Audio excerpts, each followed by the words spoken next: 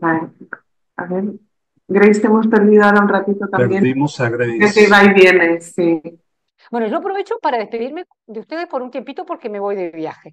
Entonces, los voy a extrañar, pero no voy a estar participando hasta que no regrese. Si puedo, me conecto por esos mundos, pero bueno, los voy a extrañar y los llevo en mi corazón porque ustedes también son parte de mi sanación.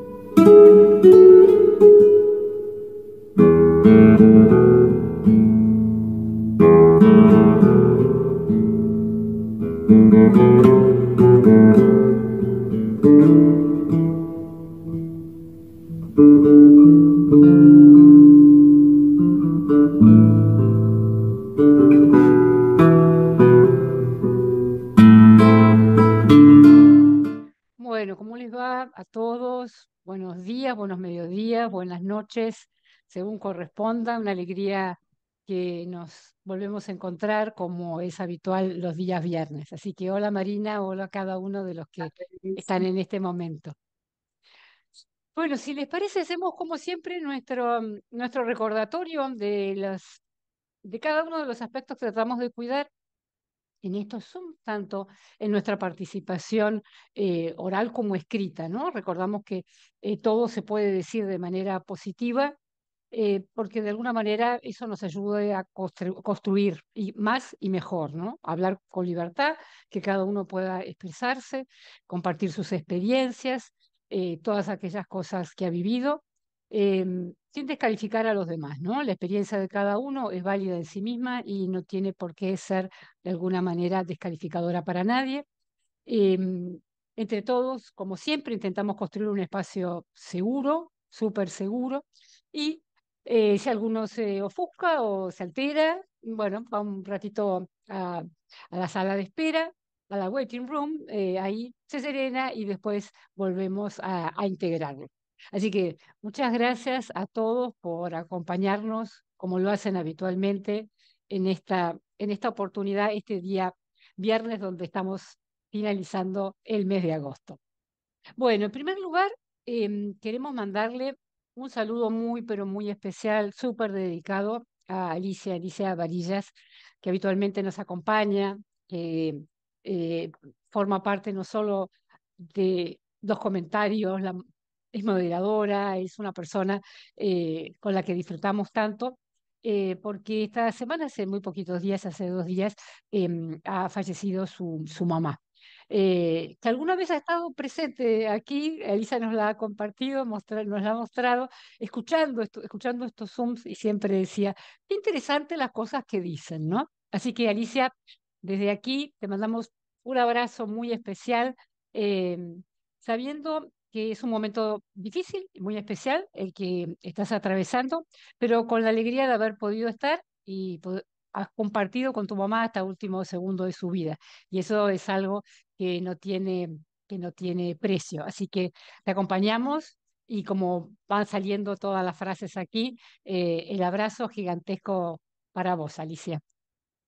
Bueno, muchas novedades tenemos, ¿no, Marina?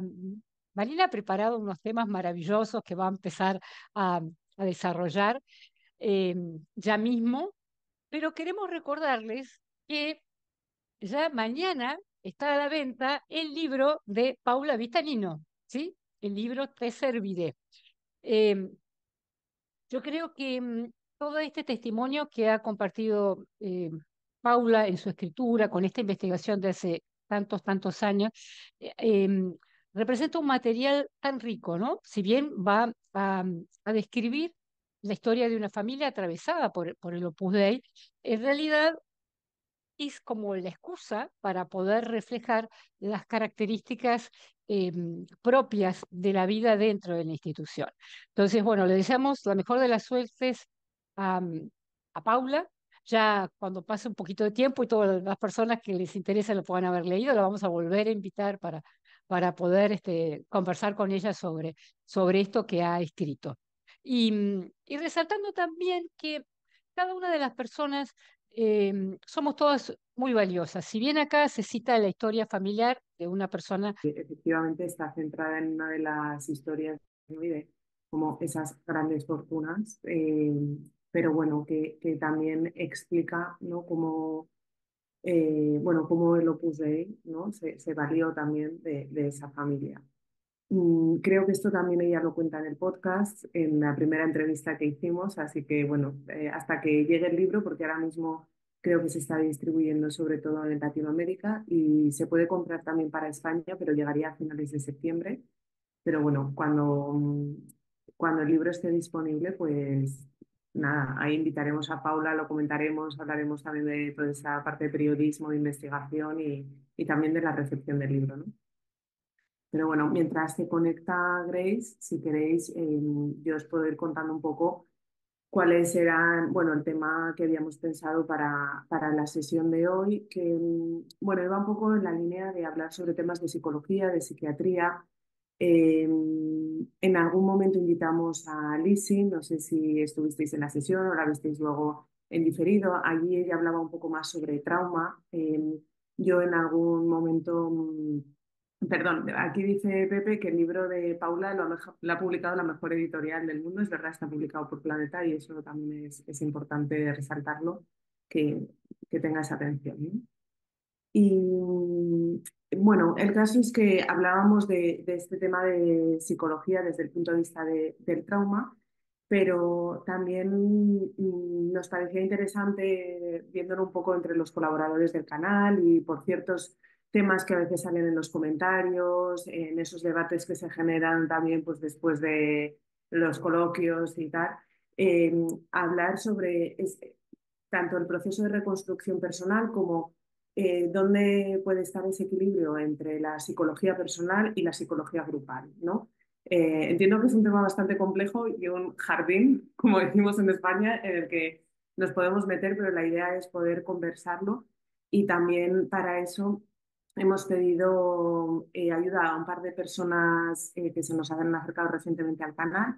Una de ellas es anónima y es una persona que hace acompañamiento espiritual y también tiene formación en psicología, o sea que, bueno, es un enfoque interesante el que muestra, porque no es alguien que haya pertenecido al Opus Dei, pero sí que conoce a muchas personas que han pasado por el Opus Dei, grupos similares, y bueno, digamos que ha podido establecer como ciertos patrones que sin ser una cosa estática y unas categorías inamovibles, sí que pueden dar ciertas pautas para entender un poco cuál es esa experiencia psicológica vivida, ¿no? Entre la persona y la institución.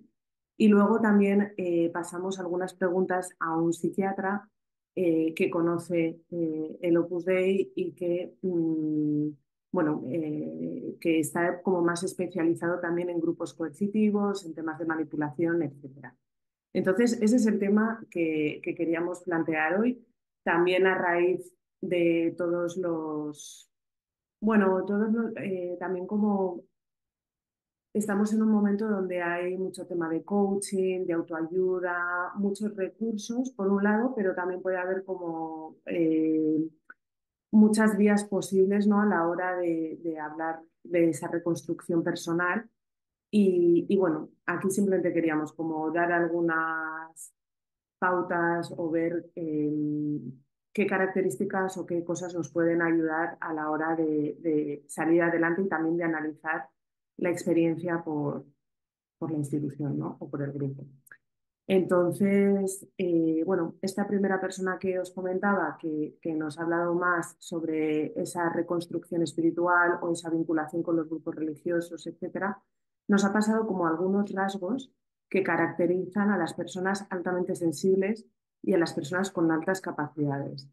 No sé si hay alguien aquí que esté familiarizado con estos términos o que en su proceso le haya ayudado el tema de, por ejemplo, personas altamente sensibles, etcétera. ¿Hay alguien que conozca este término? ¿No? Así también abro un poco el espacio, ya que eh, estoy aquí frente a la nave.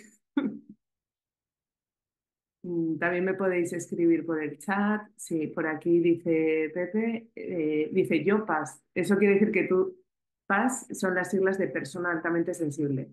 ¿Quieres decir que te reconoces como PAS o que esas siglas te han servido a ti? O,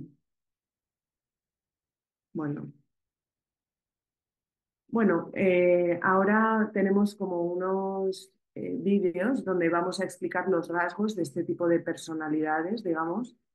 Eso es. Dice Pepe que sí, que él se reconoce como paz. Bueno, son categorías, no son 100% estancas ni 100% científicas, pero nos pueden servir para orientarnos. Si queréis, podemos ver el primer vídeo donde se explican algunos rasgos de las personas altamente sensibles y con altas capacidades y su vinculación con grupos religiosos. Vale, parece Hay que... rasgos comunes en las personas con altas capacidades y las personas altamente sensibles, que son, de alguna manera, incompatibles con la vida de grupo y las leyes tribales. Estos son los rasgos. 1. Suelen tener un procesamiento profundo de la información. En el caso de las personas con altas capacidades, es una rápida retención de la información. En el caso de los altamente sensibles, es una rumiación lenta de las resonancias emocionales y cognitivas. Suelen preguntarse los por qué de todo, siempre quieren aprender, suelen ser muy creativos. Si un grupo religioso prioriza las respuestas prefabricadas, los esquemas aburridos para conseguir seguridad y predica la fidelidad a las normas como el bien absoluto, este tipo de personas quedarán profundamente insatisfechas. Serán tenidas por desobedientes y presuntuosas, porque no hacen lo mismo que los demás. 2. Estas personalidades suelen sentirse abrumadas, tienen el umbral de estrés más bajo. Viven todo intensamente, por lo que necesitan periodos diarios de reposo, quietud, silencio, contemplación. Necesitan conectar consigo mismos para no perderse ante el exceso de información y experiencias, sean buenas o malas. Si un grupo religioso propone la ley del éxito, la productividad, el esfuerzo, el orden, el trabajo intensivo, van a sufrir. Sus periodos de desconexión serán tenidos por pereza. 3. Suelen ser personas sensibles, empáticas ante el sufrimiento, con un fuerte deseo de agradar, cariñosos y con necesidad de ser aceptados. Aborrecen los conflictos familiares y laborales, les mueve la justicia social. Si un grupo religioso busca la élite, el poder, el éxito y castra la afectividad de los miembros prohibiendo amistades fuera o dentro del grupo, van a hacer sufrir a estas personas. Bueno, estos son los tres primeros rasgos. Hay 10 características de este tipo de personalidades, digamos. No sé si hay alguien que al escuchar estos rasgos, estas características, le haya llamado la atención algo, se haya sentido identificado o pueda reconocerlo, ciertas actitudes. Yo creo que a veces en el Opus Dei, ¿no? Un poco la tónica o la frase, una de las frases más repetidas es que eres una persona muy sensible o es que tienes una sensibilidad muy diferente, ¿no? Y no me gustaría que este término de persona altamente sensible sirva como para que alguien refuerce esa idea, ¿no? De que el problema es individual, pero sí que me parecía interesante ver cómo puede suceder con un grupo, puede suceder con una persona, ¿no? Cuando se encuentran esos dos rasgos tan pronunciados o tan marcados, ¿no? Pues alguien con una personalidad o un temperamento, pues eso, más, eh, bueno, pues un poco digamos, que no sigue esas normas, que no se guía por esos criterios de éxito, de poder, etcétera, y una dirección tan tajante, ¿no? Y creo que eso es algo interesante, no solo para analizar lo que pudimos vivir dentro del Opus Dei, sino también a posteriori, ¿no? Para decir, oye, si me quiero vincular, yo qué sé, a un grupo religioso o a una persona, qué señales, ¿no? O qué cosas puedo tener en cuenta que quizás son nocivas, ¿no? Para mí en concreto. Bueno, estos son un poco los motivos por los que comparto este contenido y que, bueno, me gustaría que nos permitiera encontrar también como un punto de unión entre lo que es individual, ¿no? Porque veo mucha gente que igual después de salir del Opus Dei o se enfoca mucho en su trabajo personal sin, digamos, criticar tanto la institución y puede haber mucha gente que critica o no, analiza mucho la institución y quizá parece o hay quien puede pensar que esa parte personal no se está trabajando, etcétera, y a veces nos encontramos también comentarios así. Entonces, bueno, creo que puede ser una óptica integradora. Esta es mi propuesta, pero a partir de aquí lo debatimos. Por aquí dice el padre Agustín, que en el Opus Dei la afirmación de eres un sentimental, entre comillas, o significa ándate con cuidado porque te vamos a observar y corregir hasta la saciedad. ¿No? Una sospecha sobre el sentimentalismo o sobre los sentimientos, ¿no? Un rasgo de estar alerta, ¿no? Algo no va bien porque eres muy sentimental. Mm. Grace, qué bien que estés de vuelta. Ay, pero no te oímos. Bueno, yo no te oigo. No sé si el resto la podéis escuchar o no. No, tampoco, ¿no? Veo a gente que dice que no tiene la cabeza. Mm, no tienes voz ahora mismo.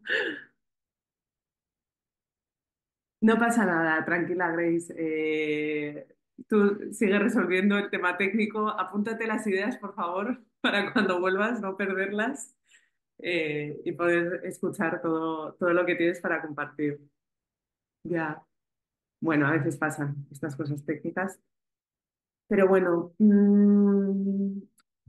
es interesante, ¿no? También ver cómo un grupo al final no es una persona, ¿no? Entonces, a veces cuando se habla de la relación con el Opus Dei, a veces también, o incluso de los exmiembros, ¿no? Con la institución, también se puede personalizar mucho, ¿no? Y en el fondo hay que entender también cómo funciona la psicología grupal. O sea, está la psicología individual, el temperamento, carácter, etcétera, pero también hay una parte de la psicología que es importante, que es la social, y también entender cómo puede funcionar un grupo y corregir ciertas actitudes. Por aquí también dice el padre Agustín que en el Opus Dei el tema de los sentimientos está directamente relacionado con la castidad, por lo que es motivo de constantes correcciones, llamadas de atención, juicios temerarios, un largo etcétera.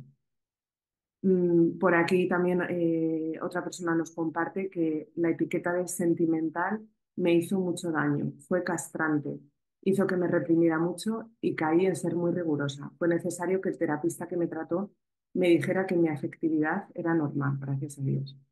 Yo creo que esta experiencia es compartida por muchas personas eh, y creo que sin que haya un estudio detrás, ¿no? Pero sí que se pueden establecer esos patrones y ojalá se pudiera investigar, ¿no? Y demostrar científicamente todo esto porque el impacto en la vida de las personas es real, ¿no? Muchas gracias por compartir también estas experiencias y darlas voz, ¿no? También entiendo que a veces cuando uno, dependiendo del momento en el que esté, del proceso que haya hecho, cuando busca una ayuda psicológica, una ayuda psiquiátrica, una ayuda espiritual, hay gente para la que es muy importante pues hablar con alguien o ir a un especialista que conozca y respete su fe. Hay gente que busca todo lo contrario, que quiere buscar algo totalmente neutral, que no sea religioso, espiritual. Y por eso en la sesión de hoy me gustaría poder integrar todos esos enfoques, entendiendo que cada persona luego puede sopesar lo que es más importante. Grace, veo que estás de vuelta, voy a ver si te podemos escuchar de nuevo. ¿Eh? No sé si me pueden escuchar. Sí, Bien, bueno. qué bien, qué bueno. No me eran propicios los astros, pero bueno.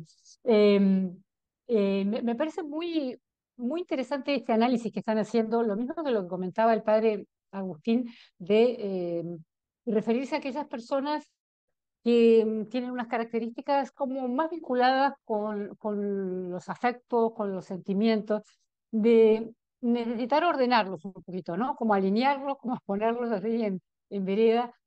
Alcancé a ver que creo que Nancy ponía que ella había sufrido mucho por eso y supongo que muchos de los que están aquí presentes también.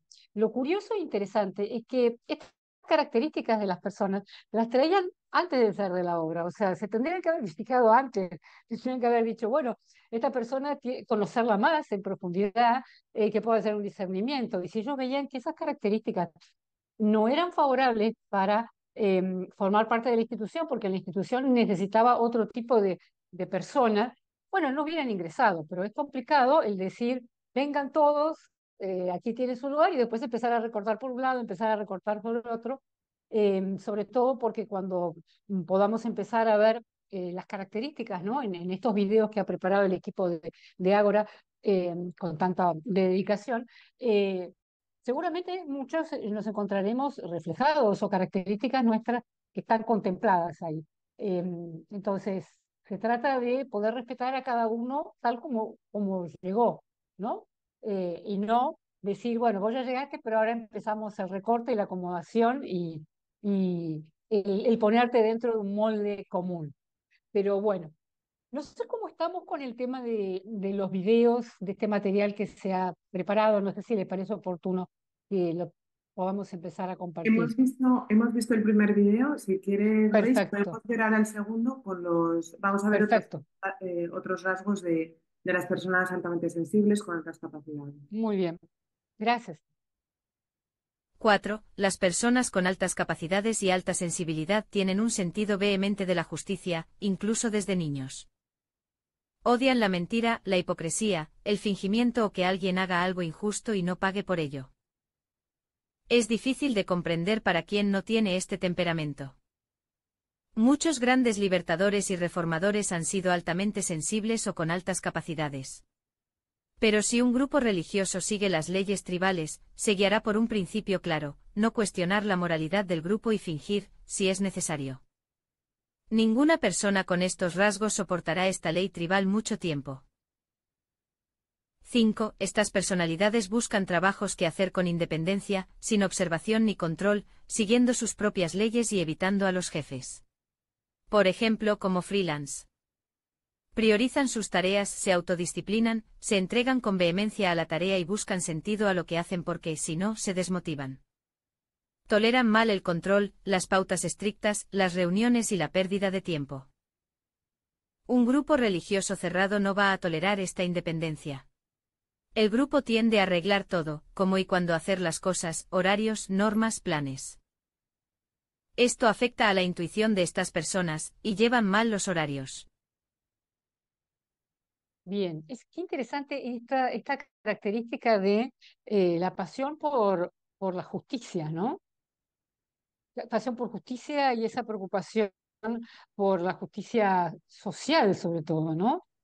Algo bueno que venimos comentando hace tanto tiempo que no es precisamente que abunde, ¿no? O sea, cómo estos valores, estas características personales que tan valiosas son, no siempre encuentran su posterior correlato dentro de la institución, cuando es lo que correspondería, ¿no? Eh, Sí, no sé si a quieren mí comentar, puede levantar la mano y pueden seguir participando también, ¿no? Más allá de lo que están escribiendo. respecto al tema de la justicia y un poco en relación a lo que decías antes, Grace, en esa cosa donde a veces pasa, ¿no? Que es primero el huevo o la gallina, digamos, ¿qué pasa? Que uno porque tiene este temperamento es más susceptible a entrar en un grupo así o es que al fijarse en esas características, entonces se lo puse ahí. Y yo creo que hay en esa tensión, ¿no? Y en esos debates que a veces se crean, que podemos tener con nosotros mismos o con otras personas. Eh, yo creo que es interesante también entender cómo se enfoca ese tema de la justicia, ¿no? En el Opus Dei y que al final parece que toda esa voluntad o sentido justiciero con el que uno pudo entrar ahí se enfoca mucho en esos temas de liderazgo, ¿no? De ser líder, de buscar el éxito o de enfocar la justicia de una manera muy concreta, ¿no? En lugar de dejar esa independencia y bueno, en lugar de ver esos rasgos positivos, como se enfoca aquí, pues el tema, vale, vinculado a la persona altamente sensible o a cualquiera que se sienta identificado con estas características, eh, pero al final hay eso, ¿no? Como una dirección de hacia dónde tiene que ir esa justicia, cómo se tiene que encauzar. Eh, y esto también me parece interesante porque en el proceso también de salida y de desvincularse del Opus Dei y bueno, y un poco de esa reconstrucción personal, creo que es importante reconectar cada uno con sus valores originales, ¿no? Y decir, oye, ¿qué es la justicia para mí? ¿Qué es la justicia social? Independientemente de esas ideas que me han podido inculcar de éxito, productividad o de ser líder, ¿no? Que siempre se repetía mucho y que, bueno, no sé, yo es algo que como que siempre me rechina mucho porque es como, bueno, quizá hay cosas que son colaborativas y no hace falta ser el líder de todo, ¿no? Pero bueno, esas son mis reflexiones así en voz alta. Eh, Y además seguir también en la misma línea, o sea, ser fiel a uno mismo, porque si uno tenía esas características, si uno creció con esas características, está tan bueno el poder seguir respetándolas y no amoldarse a, a- a las necesidades o a las pautas de otra, ¿no? De otra persona. Yo recuerdo siempre, me acuerdo de una época que hice un curso de unos estudios de grafología.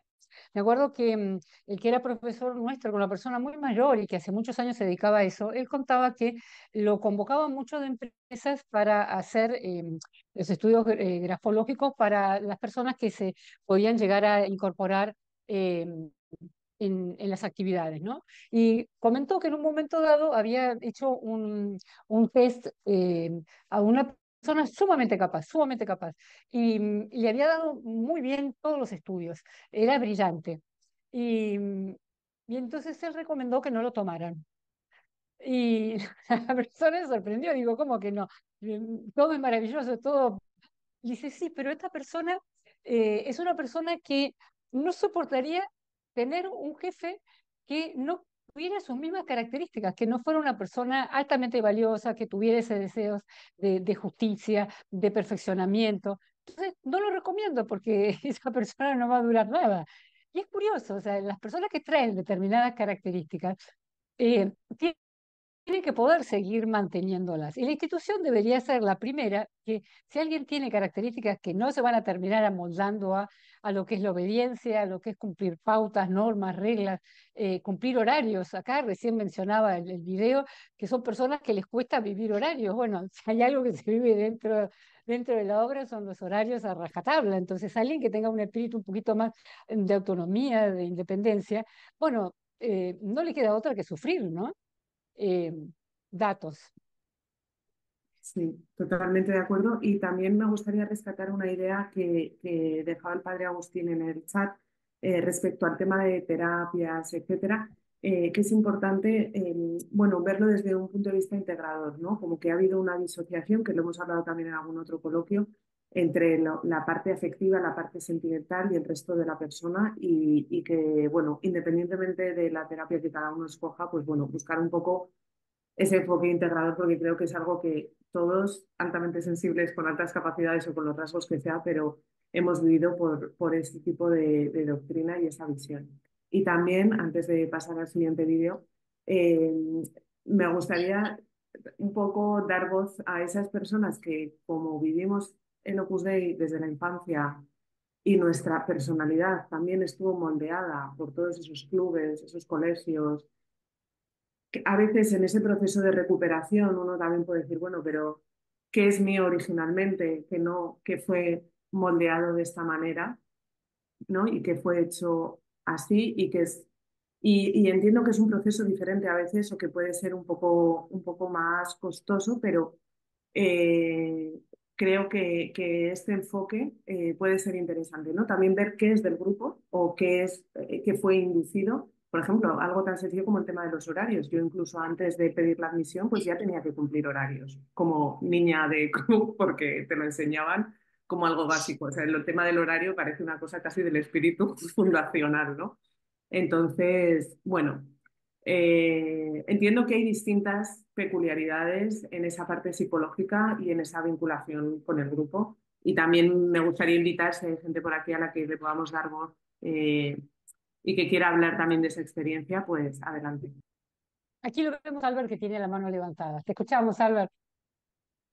Gracias, Grace.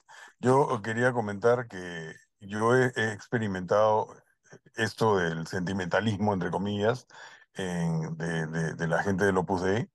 Y a mí y he tenido muchos sentimientos encontrados por eso, porque eh, me criticaban por ser empático, que lo que cuando era niño, o sea, o adolescente, ni sabía, ni conocía la palabra, ni sabía el significado, pero eso es lo que yo tengo, empatía hacia los demás.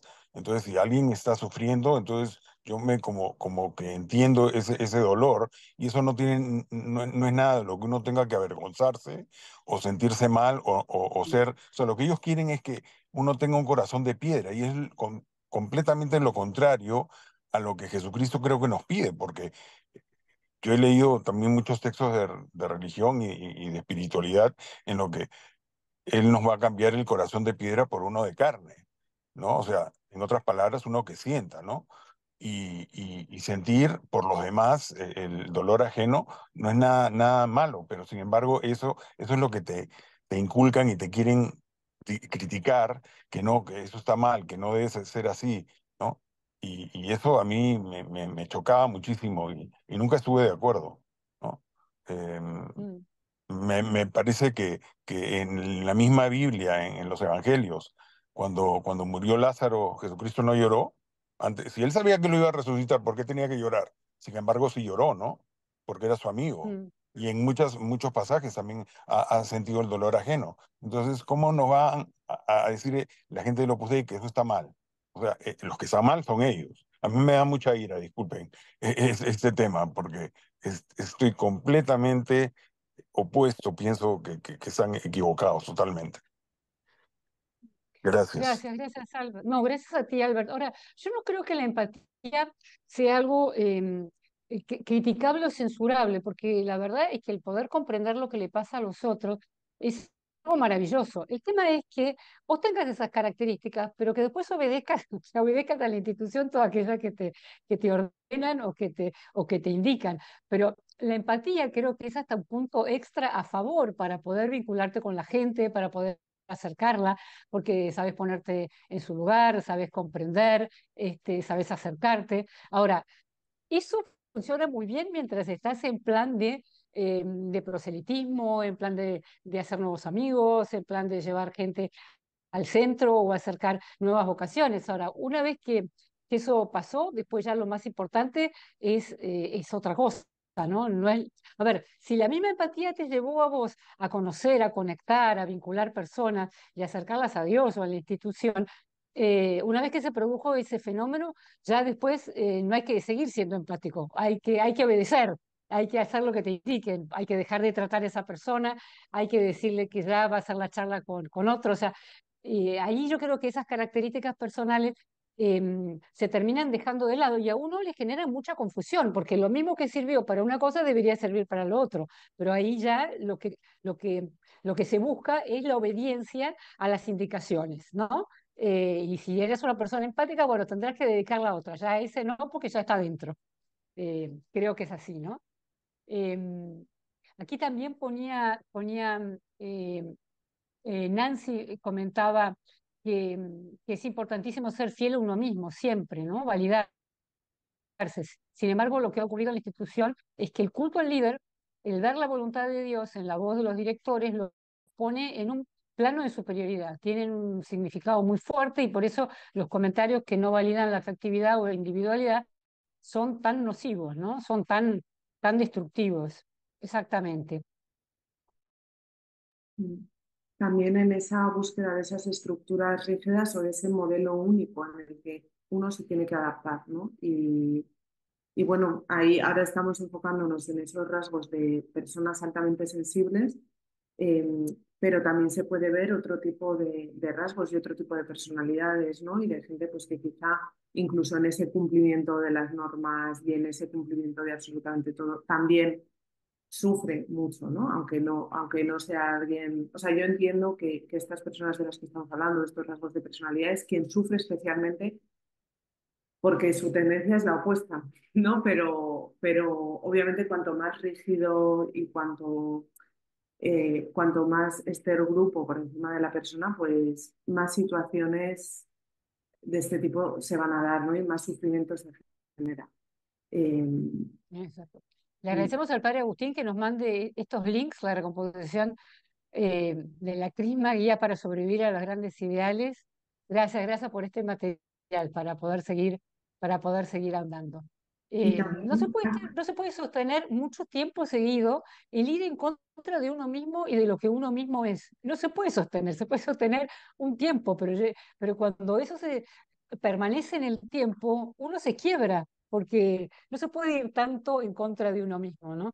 Además, lo que uno es parte del trabajo personal, pero también es de algo que hemos recibido y deberíamos ser como muy respetuosos de esas características personales que se nos han confiado para el desarrollo de nuestra propia persona, ¿no? Y aquí, en línea a lo que decía Nancy, el tema de la validación, ¿no? Hay veces que también pasa, y de nuevo, yo hablo de conversaciones, debates que se dan, situaciones que creo que todos de una manera u otra nos podemos encontrar en el día a día, como esa validación a veces se puede entender como una victimización o como una justificación, y en el Opus Dei también se repetía mucho, ¿no? O yo por lo menos tengo esa sensación de que parece que si no estás haciendo las cosas de la manera correcta es que te estás justificando o no estás queriendo cambiar lo que tienes que cambiar o no estás queriendo luchar. Y por eso quizá en ese momento posterior o en ese momento de la salida es tan importante el volver a validar los propios sentimientos, volver a validar la forma de ser, reconocerse de nuevo, ¿no? Poder mirarse al espejo y decir, bueno, esta persona soy yo y así soy. Y esto no es una justificación, ni es una victimización, ni es nada de esto, sino que es eso, simplemente el reconstruir la autoestima y la validación que quizá el grupo ha ido socavando de alguna manera, ¿no? Durante muchos años. Entonces, y podemos seguir viendo los rasgos, ¿no? Que ahondan un poco en estas características. Podemos ver el siguiente vídeo si queréis. 6. En el terreno espiritual, estas personas tienen tendencia a la mística, una fe basada en la conexión íntima con Dios, no en normas y reglas. Les gusta rezar a solas, en la naturaleza, la caridad y los que sufren. No les gustan las grandes ceremonias, los ritos y las luces, sino lo sencillo. Esta espiritualidad no significa que prefieran sectas gnósticas o de yoga, sino que buscan sus propias normas y siguen su conciencia. Esta actitud no es compatible con grupos religiosos cerrados donde lo importante es lo exterior y hay autoridad incuestionable. También puede haber dificultades en la vida de comunidad. 7. Tienden al perfeccionismo. Tienen altos estándares de autoexigencia moral y laboral, les gusta hacer las cosas bien y al detalle. Son exquisitos con las personas, agradecidos y fieles. Es un perfeccionismo que también se ve en los trastornos obsesivos compulsivos, la sensación de que algo no está acabado, siempre falta algo, son muy selectivos con las personas en quien confían. Si un grupo religioso cerrado azuza el perfeccionismo porque está en su espíritu fundacional, estará echando gasolina al fuego. Lo que necesitan estas personas en el aspecto religioso es alegría, desorden, confianza en Dios, espontaneidad, creatividad, caos. 8. Las personas altamente sensibles encuentran difícil decir que no. Son poco asertivos. Tienden a darse, entregarse, sentir compasión, sacrificarse por causas perdidas y prefieren cooperar a competir. Un grupo religioso hiperexigente con sus miembros, con normas y amenazas, es un río de fango que vampiriza a estas personas. Sobre todo, cuando el grupo interpreta un no como desobediencia y orgullo. Bueno, esto Interesante, me Marina, qué resuena interesante. Sí. Sí, no, sobre todo me quiero quedar con algo que es muy impresionante. Las características, las características espirituales, ¿sí? La necesidad de seguir la propia conciencia, de poder encontrarse con Dios de una manera especial, donde haya alegría, donde haya desorden, donde haya caos. O sea, no hay nada más contrario a lo que son las características que uno ha vivido estando dentro. O sea, es ir definitivamente en contra de la tendencia a la propia naturaleza, ¿no? Y el no poder seguir la conciencia, que en realidad es, es la referencia última, o sea, es donde cada uno tiene alojado lo más íntimo de su vínculo con Dios. Y la conciencia de alguna manera la hemos tenido, nos la han sacado y nos han reformateado la conciencia y nos han puesto una conciencia a la medida de la institución. Creo que Nancy tiene la mano levantada, que está queriendo compartirnos algo. Te escuchamos, Nancy. Sí, muchas gracias y qué gusto poderlos saludar. Hoy sí me pude escapar un rato. Entonces, gracias Marina y Grace por este tema que estamos tratando hoy. Me parece, quiero comentar lo que dijo sobre esto, ¿verdad? De la validación que nosotros necesitamos y creo que fue un ejercicio que a mí me ha tocado hacerlo mucho, porque definitivamente que si las personas que decíamos, ¿verdad? Los directores están constituidos autoridades que representan la voluntad de Dios en todo. Cualquier cosa, comentario sobre la personalidad, y yo me siento muy identificada con los perfiles estos que están diciendo, ¿verdad? Que estamos viendo hoy en los videos, porque definitivamente si uno ve o se ha metido en la cabeza el que esa persona es una autoridad que viene de Dios, que me está diciendo la voluntad de Dios, y si esa autoridad indica algo sobre cosas que son totalmente accidentales, ¿verdad? Por ejemplo, qué sé yo, no te sientas derecha, pues en la mesa pones un codo o en la mesa o cosas así que te van, yo pienso en mi caso, a mí sí me volvieron demasiado, para mí fue destructivo, fue nocivo. No excluyo mi responsabilidad de dejarme hacerlo, ¿verdad? La asumo porque también el asumir esa responsabilidad que yo lo hice voluntariamente me da la libertad de decir, lo cambio, lo puedo cambiar porque eso no es mío, ¿verdad? Em, pues pienso, es algo que he estado pensando mucho, ¿verdad? Estas ser tan significativas en la vida de uno como una autoridad venida de Dios, esos comentarios y todo son realmente nocivos. Qué importante es validar esos espacios necesarios. O sea, yo siempre necesité todas las noches, nunca, eso sí no lo viví. Viví muchísimas cosas, pero el tiempo a la noche de irme a acostar, nunca pude vivirlo porque necesitaba ese espacio, ese momento justo, ¿verdad? De soledad, de quitarme lo abrumado para, para descansar mentalmente.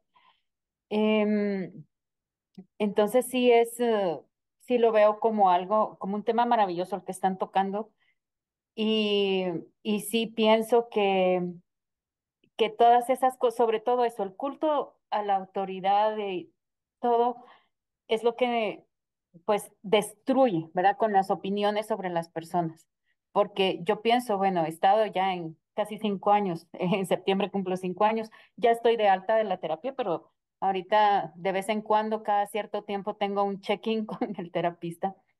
Em, Ha sido bastante difícil validarme, o sea, validar el que no es pereza, sino que es cansancio, y que es legítimo descansar, validar que pues que en alguna oportunidad hay alguna cosa que no puedo hacer o validar de que es legítimo que yo pueda hacer alguna otra cosa, validar el uso de un color en la ropa, el uso de algún estilo.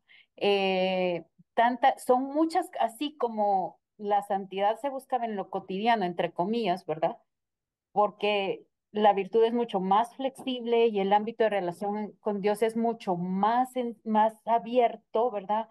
Todo, eran muchas cosas pequeñas, justo, ¿verdad? A través de esas cosas pequeñas y todo, es como uno tal vez, o al menos en mi caso no me daba cuenta que era como ir negando esas cosas legítimamente buenas dadas por Dios en mis cualidades, en mi forma de ser, y yo creo que ya lo comentaba en alguna otra oportunidad, pero el momento en el que con una amiga empezamos a hablar y acerca de cómo se vestía uno y del estilo personal, y yo decía, yo no sé cómo vestirme.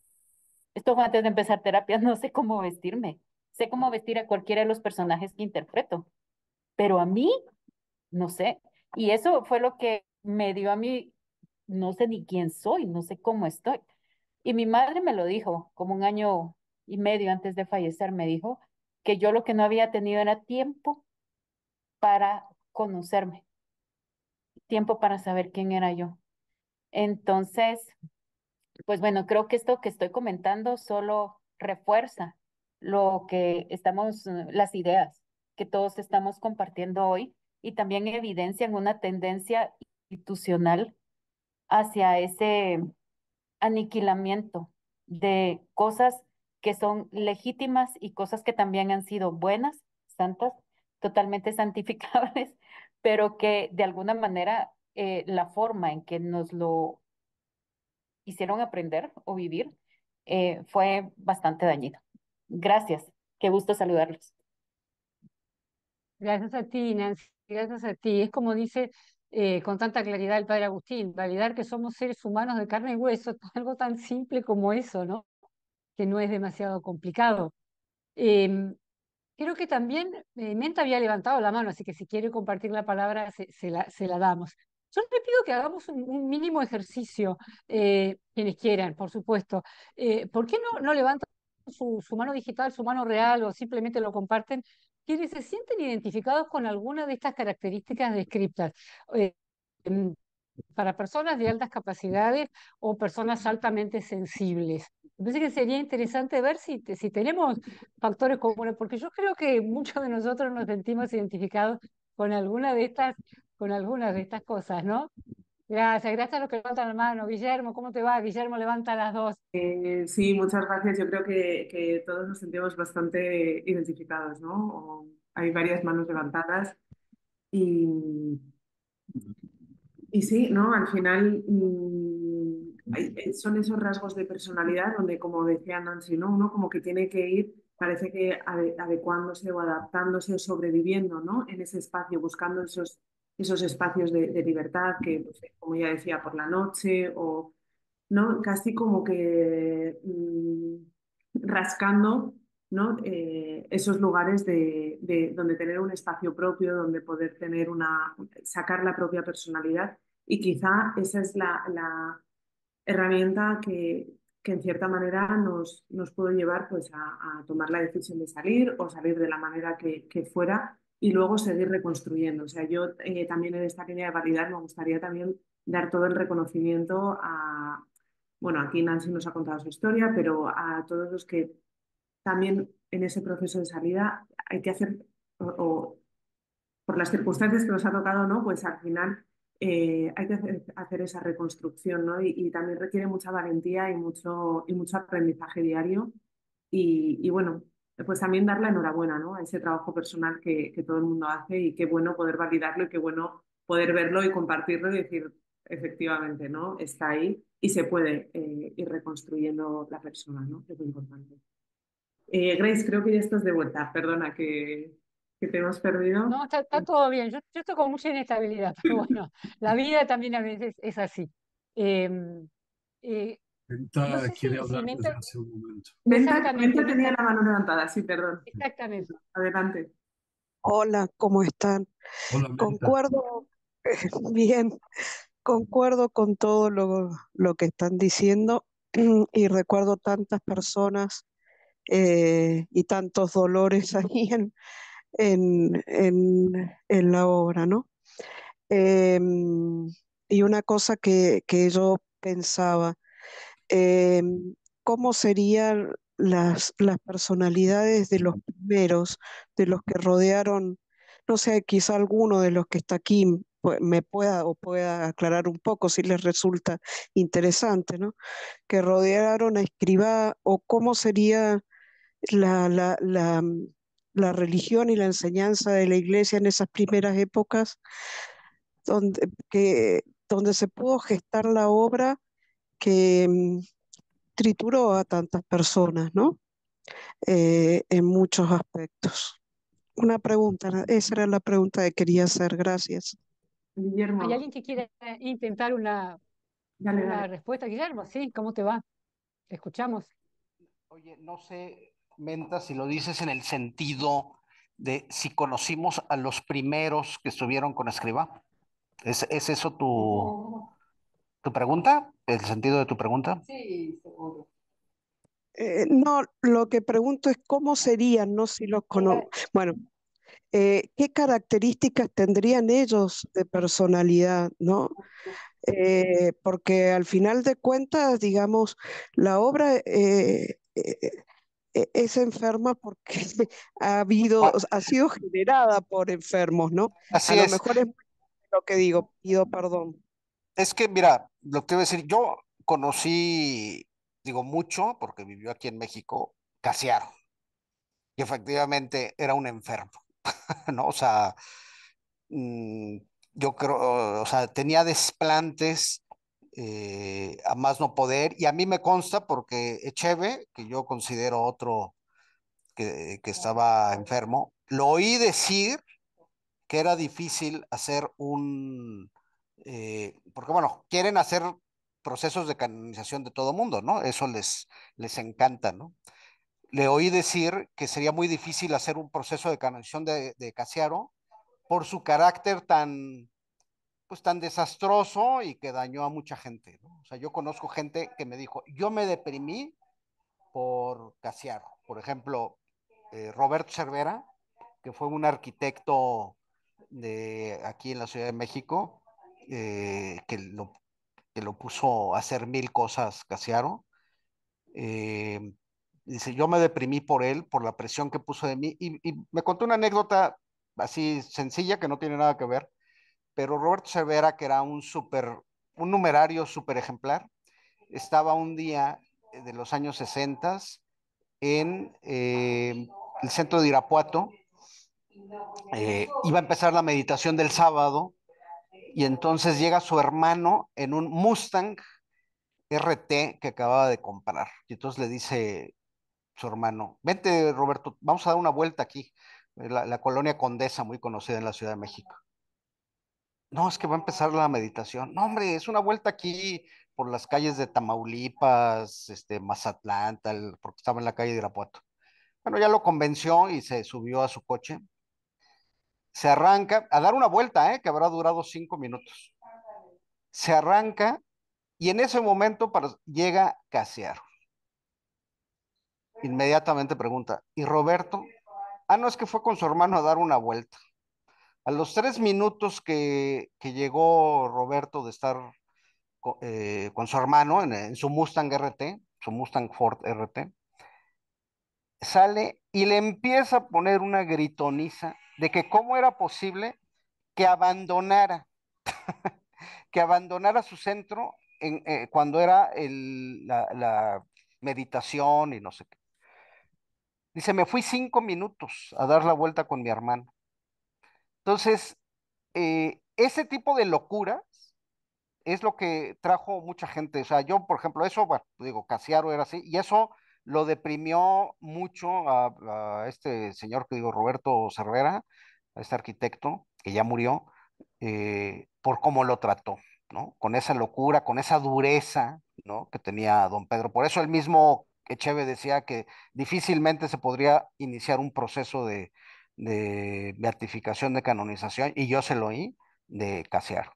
Otro que conocí, aunque desde luego no tuvo tantos años viviendo con el fundador, fue ay, Canals, Ignacio Canals, tipo de cuadrícula chica, se dice aquí en México, o sea, no se movía un centímetro de lo que hacía, ¿no?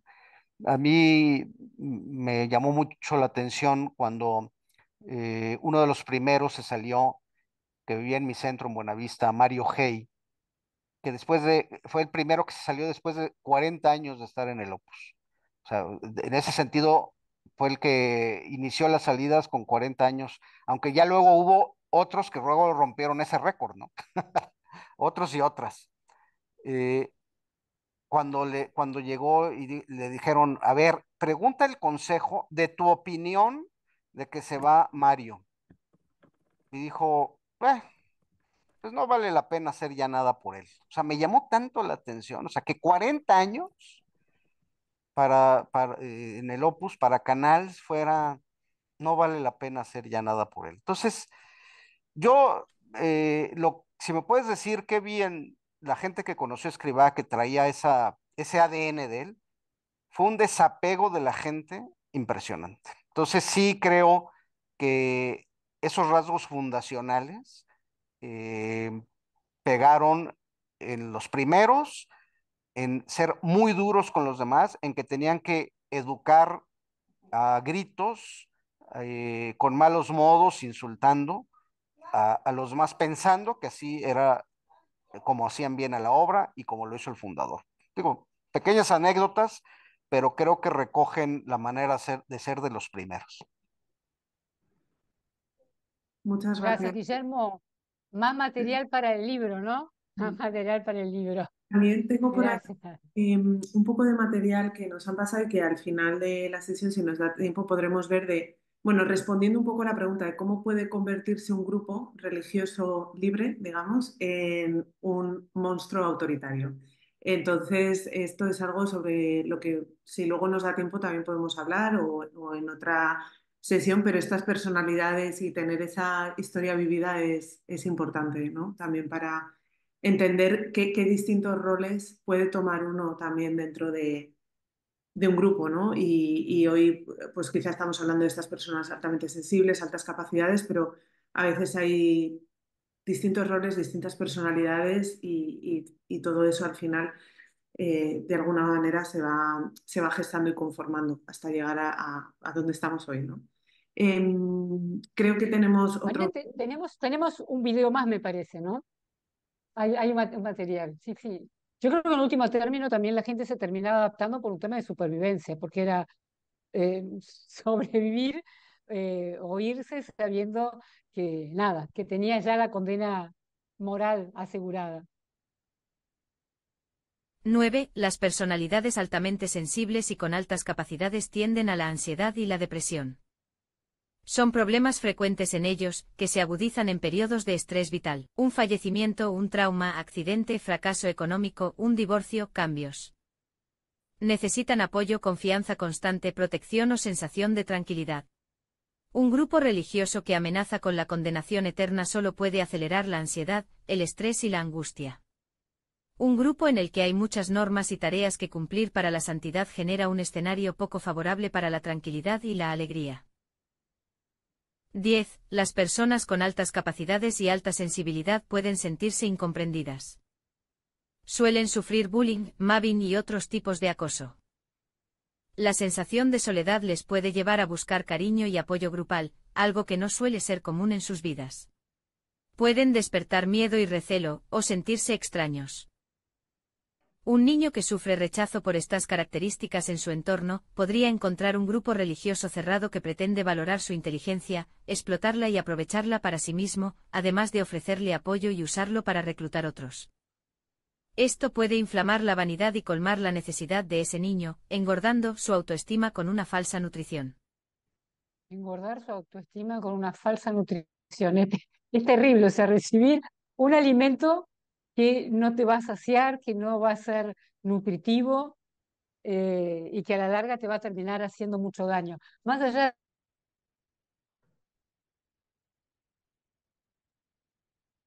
Grace, no sé si nos oyes, pero te hemos perdido. de Ay, esta ya, tríada, ansición ay, ahora, con una institución, sí, sí, no retoma decía que la idea. Sí, sí, retoma la idea, que te hemos perdido un momentito. sí, sí, decía que es terrible vivir con esto, ¿no? Con ansiedad, estrés, angustia, o sea, eh, dónde está en eso la mano de Dios, ¿no? ¿Dónde está en eso el amor de Dios? Sí, y también, bueno, en este último punto o en ese último rasgo, ¿no? También como un poco esas cuestiones de la infancia y de lo que comentábamos también en uno de los otros coloquios, ¿no? De la captación de menores, de esa parte educativa, formativa del Opus Dei, donde a veces bueno, esos rasgos de personalidad o esas cosas pueden verse malinterpretadas, utilizadas en pro del grupo en lugar de en el bien de la persona, ¿no? Y también como por eso a veces es tan difícil luego romper con esa idea de si tú te has formado tu propia percepción y tu propia imagen de que eres válido o válida por ciertas características y romper con todo eso y decir, bueno, y dejo este grupo atrás o dejo este rol, ¿no? Atrás, ¿quién voy a ser? ¿En qué me voy a construir? ¿No? Entonces, claro, esto tiene una fuerza psicológica, espiritual, personal muy, muy fuerte, ¿no? Entonces, ahí es donde, bueno, se entiende cómo y por qué es tan difícil también salir, ¿no? Por qué lleva tanto tiempo y por qué es tan doloroso. Especialmente en quienes entraron pues, en la adolescencia o siendo niños, pero bueno, al final para todo el mundo, porque todos tenemos nuestra psique, nuestra historia y nuestra personalidad, ¿no? También espero que estos vídeos, aparte de dar una explicación o, bueno, ciertas categorías para entendernos, a mí por lo menos también me ayudaba porque todo esto es material que me han pasado, ¿no? Y que agradezco muchísimo a toda la gente que colabora y que participa y pone su conocimiento al servicio de todo esto, ¿no?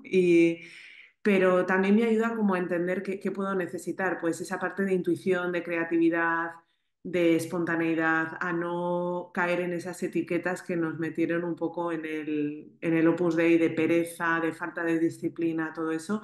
Y también decir, bueno, pues ya, por suerte, esto es algo que puedo construir, ¿no? En mi vida y verlo como algo positivo, ¿no? Porque si no, también puede ser un poco duro. Exacto, y tenernos mucha paciencia, porque a la hora de reconstruir hay que sacar capas de cosas que no somos nosotros mismos. Uno tiene que poder tener también la valentía de decir, esto que estoy viendo es la naturaleza adquirida una vez después de haber estado tantos años dentro de la institución. Esto no soy yo, esto no era yo. Por eso hay que redescubrirse, tenerse mucha paciencia y aceptar que tal vez muchos de los recortes que tengamos que hacer terminarán siendo muy sanos porque no éramos nosotros mismos, sino que eran algo que nos fueron sumando con el paso del tiempo. Veo que Menta y Albert tienen la mano levantada. No sé si quedaron las manos así, después que se sintieron identificados con alguna de las personalidades o porque quieren hablar. Yo quería decir de que algo que está muy relacionado con todo esto que estamos hablando en ese momento es lo que en inglés se llama el cookie cutter, que es que pretende el Opus Dei a todos cortarlos con la misma tijera y quiere que todo el mundo sea igual, o sea, que todos, nadie sienta, nadie tenga empatía por los demás, etcétera. Eso es un insulto en la cara de Dios de que nos ha hecho a todos diferentes por una razón. Y todos somos únicos. No hay en toda la historia de la humanidad una persona igual a la otra, ni los gemelos. Entonces, una cosa es eso de la obediencia, pero ir más allá, que es o sea, es ofensivo que pretendan que todos sean igual en su forma de ser también. O sea, todos se visten igual, todos tienen que tener la misma psicología. Es ridículo. ¿No? Ahora que ya estoy en la sexta década, entiendo mucho más y me da risa, ¿no? Porque es ridículo, la verdad. Y también quería mencionar sobre la pregunta anterior de Menta. Basado en lo que escuché en el último video de Jacinto, los primeros no les hacían pasar lo que a los demás les hicieron pasar, los dejaban que fueran como ellos fueron, por lo menos en el caso de Jacinto, ¿no? O sea que ellos fueron un paréntesis, ¿no? No pasaron lo que los demás pasaron y los quisieron cambiar y formar, y etcétera. Esa es mi forma, mi interpretación de lo que contaba Jacinto. Eso era todo, gracias. No, gracias a ti, Albert. También hay una cuestión y es que el hacer que todos sean iguales es más cómodo, ¿no? Porque cuando vos tenés tanta variedad de personas, eso supone mayor dedicación, mayor acercamiento. Es como cuando uno tiene un curso en una clase, sus alumnos no son todos iguales y tratarlos a todos de la misma manera es hasta más cómodo.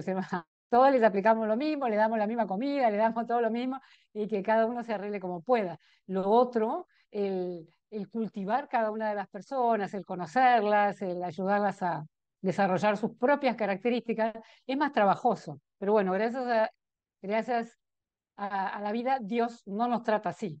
La institución nos trató, pero Dios no nos trata así. Menta, ahora sí, te escuchamos.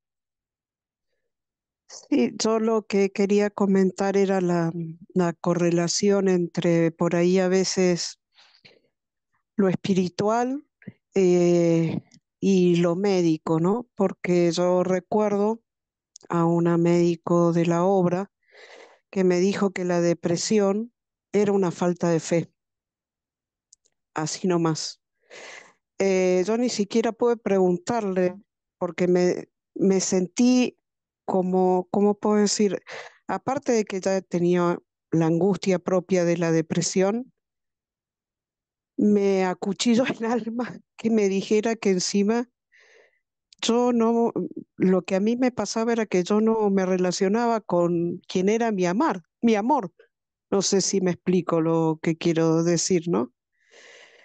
Y después siendo atendida también por un psiquiatra formado por la obra, Me dijo que muchas enfermedades mentales tenían su origen en el pecado. Entiendo que algunas sí, pero la depresión justo que tenía yo, no. Yo no tenía ninguna adicción ni ningún tipo de cosas. Lo mío era una depresión enorme de hacer un duelo grande de todas las mentiras que me había dicho en la obra y los malos tratos, ¿no? Y el cansancio grandísimo. Pero yo digo, ¿cómo se da ese correlato entre directores espirituales que también decían lo mismo, hasta dentro del confesionario? Uno iba a la charla, sentía esto, después te llevaban al médico de la obra, te decían lo mismo, es que te hacían puré, o a ver, ¿cómo lo puedo decir? Te hacían papilla, te destruían, o sea, ¿no? Em, Hasta que después, en un momento de mi vida, me encontré con un libro en el que comentaban cómo Santa Teresa trataba a las monjas que tenían melancolía, le llamaba ella, ¿no? Que era depresión, ¿no?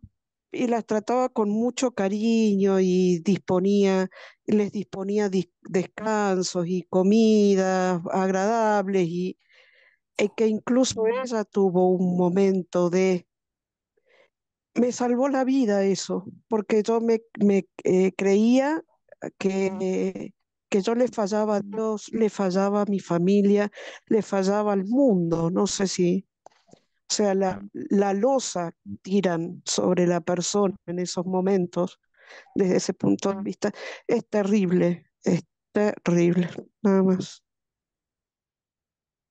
A ver, Menta, como siempre te decimos, te mandamos un abrazo gigante, gigante, por estas cosas que siempre nos compartís tan dolorosas que te han tocado en el camino de la vida dentro de la institución. Ya te doy la palabra, Guillermo, solo le quiero decir Ah, esto a Menta. Me vino esta expresión, lo que decías, que según el médico todos los dolores y las cosas vienen del pecado. Y me vino esta frase, por el pecado entró la muerte al mundo, o sea, no vino a descubrir nada, o sea, eh, está en el comienzo de la humanidad, digamos. Pero identificar la depresión con falta de fe, eso es de ignorante directamente, es de ignorante, porque hay cosas que no se pueden aseverar desde allí. O sea, no tiene nada que ver la fe que uno pueda tener con los dolores, con las tendencias, con las cosas que uno ya trae, por decirlo de alguna manera, de fábrica. Así que te mandamos un abrazo gigantesco como siempre. Guillermo, te escuchamos. oye, Menta, te quiero decir una cosa.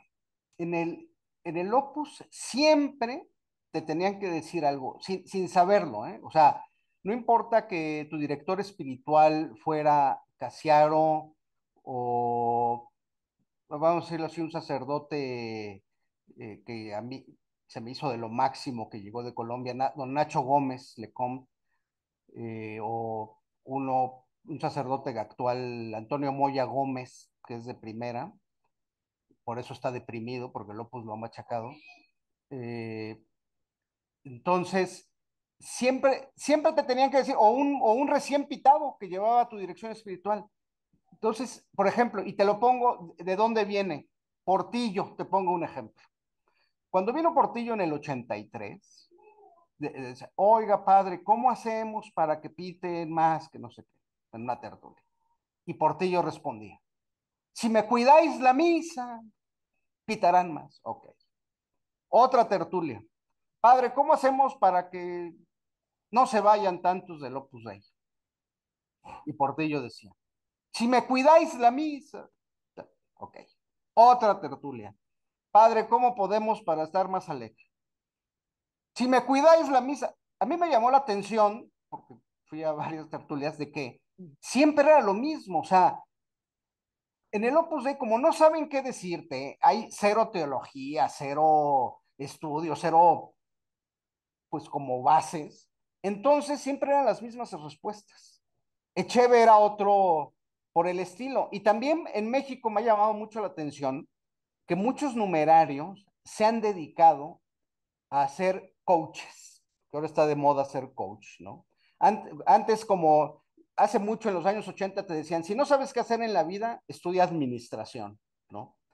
Luego ya se puso más adelante, dijeron, bueno, los que se quedaban sin trabajo y no encontraban tal, para no parecer que no hacía nada, decir, bueno, soy consultor. Bueno, entonces ahora son coaches, ¿no? Entonces está, muchísimos numerarios en México son coaches. Y entonces te encuentras cosas absurdas como estas. Uno, en Guadalajara, Juanito, que es consultor, coach o lo que tú quieras, en cuestiones de matrimonio, un numerario. O sea, es increíble, ¿no? O van a las escuelas, lo contratan las escuelas para hablar, y escuelas de monjas es chistoso porque está tan quemado dentro del Opus el pobre, que, pero con las monjitas todavía tiene algún pegue, lo contratan y habla sobre el noviazgo. O sea, una persona que no ha tenido novia, que es más, no puede ver ni una mujer hablando sobre el noviazgo. O sea, es para que veas lo absurdo. Otro, Ferni, es consultor de empresas, ¿no? Gran consultor de empresas. Bueno, gracias a los supernumerarios, ¿no? De Puebla se ha logrado colar a muchos lados, ¿no? Entonces, todo el tiempo habla sobre el liderazgo y aquí y allá. Yo me acuerdo una anécdota que una vez estábamos en el consejo local, digo, este coach de empresa, una vez estábamos en un consejo local y llegan los de la delegación a decir, ver varios asuntos. Y entonces nos preguntan, ¿cuántos vinieron a la meditación del sábado pasado? Y entonces al mismo tiempo, el secretario, que ahora es sacerdote en Texas, fuera del Opus Dei, que tiene un nombre de un portero mexicano muy famoso, dice, no vino ninguno. Y al mismo tiempo el director dice, vinieron 10. Y entonces como se enfrentaron las dos palabras, el director, enfrente de todos, le dio una cachetada al secretario, ¿no? O sea, como decir, ¿cómo me pones en mal? ¿Cómo me pones en mal frente a los directores de la delegación que yo, diga que vinieron 10 y tú dijes que vinieron ninguno? Porque efectivamente no había venido ninguno. Hay muchas anécdotas, por ejemplo, el padre Ramón Salas, ya fallecido, cuando era director del CIES y no iba nadie a la delegación. Se pueden contar muchas anécdotas para mi libro, Grace. Si no venía nadie a la meditación, después de la visita, mandaba a todos a dormir sin cenar. O sea, no vino a nadie a la meditación, entonces todos a dormir sin cenar, ¿no? Todos los 30 que vivían en el CIES, cuando todavía vivían 30, 40, todos a dormir sin cenar. Bueno, entonces le dio una cachetada. Ah, bueno, ahora es consultor de empresa, ¿no? Pues porque siempre tiene algo que decir, ¿no? Entonces, eso es, por eso, Menta, decían tantas tonterías y tantas cosas tan duras, porque era gente, pues, de muy poca cabeza, la verdad. Bueno, ahora quiero pasar a otra anécdota que ya, a ver, Sí, sí, Guillermo, Marina, ¿quieres perdona. decir algo? Sí, perdona que aproveche ahora porque al hilo de todo esto que estabas comentando y de lo que decía Menta, me gustaría traer la visión de otro profesional al que hemos consultado, que él sí que ha querido dar su nombre, que es Íñigo Rubio, que es psiquiatra, conoce el Opus Dei, conoce cómo funcionan los grupos coercitivos, etcétera, y ojalá en algún momento pueda estar pues o en el coloquio o en el podcast y hablar más con él, pero yo le pregunté algunas cosas en esta línea, para separar lo científico y lo médico de lo del plano espiritual, ¿no? Hemos visto los rasgos paz con grupos religiosos y ahora como un enfoque un poquito más médico. Entonces, yo le hice unas preguntas, si no os importa, os las comparto ahora y comparto sus respuestas, ¿vale? Lo voy a leer. Entonces, alguna de las preguntas que le hacíamos, ¿no? Desde el canal. Hay personas que por la estructura química de su cerebro, digamos, tengan una predisposición para sufrir depresión o vayan a ser depresivas para siempre. Y entonces su respuesta es sí y no. Si es verdad que hay personas con predisposición a sufrir depresión, los psiquiatras solemos encontrarnos con pacientes en cuyas familias, padres, abuelos, tíos, etcétera, existen muchos antecedentes de depresión, ansiedad u otros trastornos psiquiátricos. Solemos hablar entonces de que en esas familias existe una elevada carga genética, entre comillas, para sufrir trastornos mentales. En otras ocasiones nos encontramos con personas con una clara tendencia a sufrir depresiones, aparentemente sin una causa desencadenante y sin antecedentes familiares, aunque en estos casos las depresiones están más relacionadas con su personalidad y su forma de estar en el mundo que con una causa química. Pero no porque, de hecho, hasta el momento no se han identificado las causas neurológicas de la depresión, ya sean anatómicas, es decir, estructurales o químicas. Por eso no es correcto decir que una persona sufra depresión por una alteración química del cerebro. La siguiente la siguiente pregunta es en enfermedades como la depresión, trastornos obsesivos, etcétera, ¿influye el entorno social? Y si es así, ¿de qué manera? Y la respuesta de Íñigo Rubio es, en todos los trastornos mentales, incluso los más graves y de mayor causa genética, es fundamental el entorno social, es decir, cómo es la vida social de la persona y también es cómo es la vida interior de la persona, es decir, su psicología. Se suele citar siempre unas investigaciones según las cuales si un gemelo sufre esquizofrenia, su hermano gemelo, genéticamente idéntico, tiene un 50% de probabilidades de sufrir también esquizofrenia. Esto nos dice que el otro 50% restante se debe a los factores psicológicos, familiares, sociales. En el caso de la depresión o la ansiedad, el porcentaje que podemos atribuir a causas no biológicas es aún mayor. Para ayudar a una persona con depresión u otro tipo de trastornos, es fundamental entender qué le está sucediendo o qué le ha sucedido a esa persona en su vida. La siguiente pregunta es si hay alguna relación entre los trastornos psíquicos y los grupos coercitivos. Y la respuesta de este psiquiatra es, obviamente, sí. Además, comunica que va a hacer un directo en Instagram sobre este tema en una cuenta que si queréis podremos compartir luego en el link por si le queréis escuchar, donde va a hablar sobre grupos y trastornos psíquicos. Existen numerosos testimonios en Opus Libros y también, por ejemplo, María del Carmen Tapia narra en Tras el Umbral algunos casos que ella vivió de cerca. Los miembros del Opus Dei, especialmente los numerarios, agregados y las auxiliares, sufren con mucha frecuencia trastornos depresivos y ansiosos por múltiples motivos. Uno de los principales es el agotamiento físico y psicológico. Otro es la enorme renuncia que se le pide hacer a uno, no solo a las cosas del mundo, que también, sino a sí mismo, una negación tan absoluta a su propia personalidad, a su criterio, a sus gustos, a sus planes, a su voz interior que termina por desquiciar a la persona y asfixiar su vitalidad. Por no hablar de la soledad, alejamiento de la familia, relaciones superficiales con otros numerarios y otros motivos. Y solo un par de preguntas más. Vemos enfoques de psiquiatría que bordean la autoayuda, también lo que estaba comentando ahora Guillermo de los coaches, etcétera, y son bestsellers, ¿no? ¿Qué se puede buscar en un buen psiquiatra y qué piensas de la autoayuda en general? Y entonces, la respuesta de Íñigo es, estos son dos preguntas, empiezo por la segunda. Los psiquiatras solemos tener una opinión muy escéptica de la autoayuda. Personalmente, desconfío de los grandes remedios universales que valen para todos y que prometen solucionar nuestra vida con 5 o 10 fáciles consejos prácticos. No obstante, haría varias matizaciones. La primera es que tampoco desaconsejaría su lectura. A lo largo de mi vida he leído varios y hay uno en concreto al que le estoy muy agradecido por la ayuda que me prestó en un momento muy determinante de mi vida. Por eso no niego que los libros de autoayuda puedan ayudar a las personas.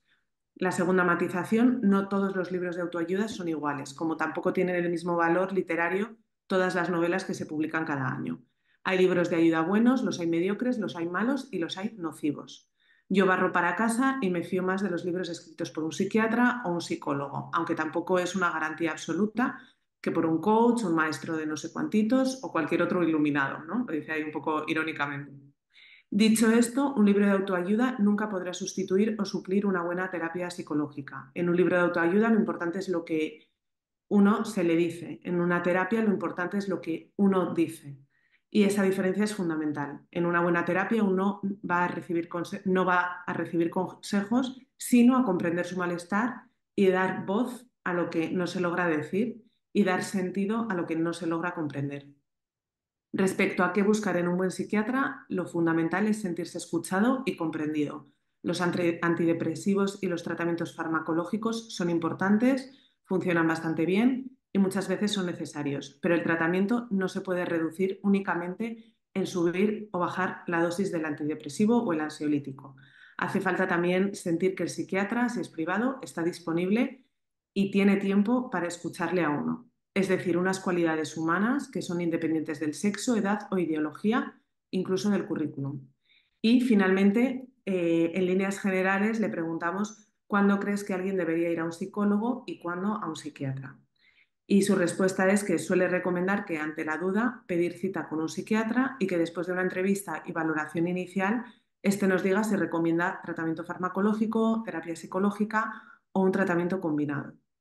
Bueno, esta es la opinión de este psiquiatra que conoce el grupo, etcétera, pero me parecía importante también para tener una guía porque creo que en el Opus Dei, como ha comentado Menta, todo lo que ha dicho Guillermo, todo lo que ya sabemos, ha habido una mezcla de planos desde lo médico, lo espiritual, y que quizá en ese momento de buscar ayuda, estas pueden ser unas pautas que pueden ayudar y mantener un enfoque también científico, ¿no? sobre este tema. Muchas gracias, Marina, muchas gracias por esto, sumamente interesante y bueno, ojalá pronto podamos contar con la presencia también de él para que puedan interactuar todos, pero muchísimas gracias por esta mini entrevista que hayas hecho. La verdad que ya lo hace con tanta naturalidad que todos nos beneficiamos de eso. Quiero leerle algo que me ha compartido alguien aquí. em, y que me pone, recordé una experiencia acerca de la depresión. Estoy segura que estaba con depresión, pero no me lo diagnosticó un experto, porque de alguna manera salía. Pero el detalle es que el director espiritual del centro de estudios, después de algún tiempo, me dijo, no eres feliz porque tienes un pecado que no has confesado. Después de insistirle que me dijera qué era, me respondió lo siguiente, pecas tocándote a ti misma. Obviamente nunca se me había pasado por la cabeza hacer eso. Ni siquiera sabía cómo se hacía en los niños. Me enteré a los 25 años, jaja, pone. Creo que el sacerdote quería que me volviera loca, pero Dios fue más grande conmigo. Se lo comparto por si sirve compartir la experiencia. Eh, es un delirio, es esto de hay algo que tienes oculto que no quieres decir y seguramente que tiene que ver con esto y tú haces esto y como explica esta persona, ni siquiera era algo que se le ocurría, ¿no? Eh, cuánto daño. Cuánto daño y precisamente por eso cuánto hay que reparar, cuánto necesitamos reconstruirnos a nosotros mismos, cuánto necesitamos de una ayuda, de una guía bien orientada, que también ayude a despejar todas aquellas cosas, las nubes que tenemos o que podemos llegar a tener en nuestras vidas, más allá del paso del tiempo, porque hay cosas que por ahí al principio uno no toma conciencia, pero a medida que uno va escuchando otros testimonios, a medida que uno va escuchando otras experiencias, de golpe también se hacen presentes. Albert, veo que tenés la mano levantada. Para que no te canses, te damos la palabra. Gracias, Grace. Yo quería, la última intervención de Menta me hizo pensar y quiero hacer un comentario que está relacionado a todo esto. Y aunque es tal vez un poco controversial porque no es infalible, no es el 100% de los casos, pero hay algo que todos tenemos dentro, que es una pequeña vocecita, que yo no sé si es lógica o sentido común o si es Dios mismo. Supuestamente, si todos los que estuvieron en el Opus Dei, ya sean numerarios o no numerarios como yo, estábamos supuestamente tratando de estar en gracia de Dios. Por lo tanto, yo creo que sí era Dios. Y te decían cosas y no encajaban, pero uno dudaba, decía, pues yo no puedo estar en lo correcto. Pero hay algo que por dentro te decía, pero eso tiene lógica, pero en la práctica no se ve. Entonces, aquí hay algo que no encaja, ¿no? Y pueden poner cualquier ejemplo. Eh, se repetía esto continuamente y ahora con el tiempo, con el pasar de los años, uno retrocede, piensa en el pasado y lo ve más claro, ¿no? Pero definitivamente también lo que dijo Guillermo, que hay gente que la ponen en dirección espiritual, que ni siquiera los sacerdotes, porque muchos sacerdotes también están mal encaminados y dan malos consejos, pero los directores espirituales no sabían ni dónde estaban parados y te dirigían mal y tú decías, como contaba Menta, esto no me encaja, no tiene sentido y sin embargo uno duda de uno mismo. Pues, ¿saben qué?